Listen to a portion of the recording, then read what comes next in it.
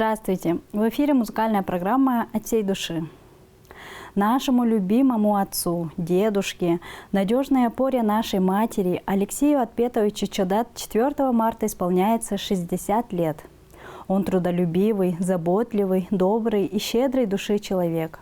Он проработал шофером 30 лет в совхозе Байтал Байтайгинского района и удостоен многочисленных наград, в том числе награжден медалью «Заслуженный работник сельского хозяйства Республики Тыва».